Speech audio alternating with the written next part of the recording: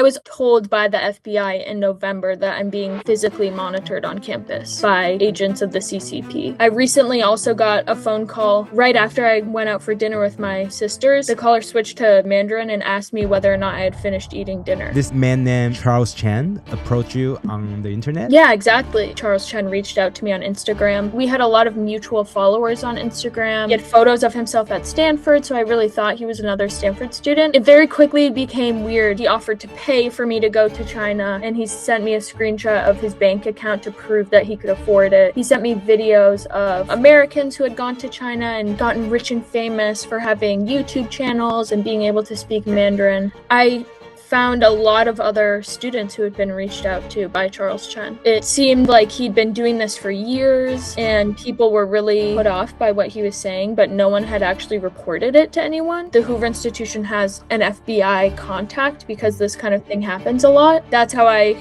initially made contact with the FBI and realized this was not just a weird scam and it actually was something more concerning. After I started writing on it and making it very public, then I started getting weird, threatening emails and phone calls. And one of them actually mentioned something about my mom, but I hung up very quickly. I also got emails threatening to sue me. I've not been contacted by anyone at Stanford. I think they really don't want to address it because Stanford, like many other universities in the US, get a lot of money from Chinese international students because they pay full tuition and they might also receive donations from the Chinese Scholarship Council.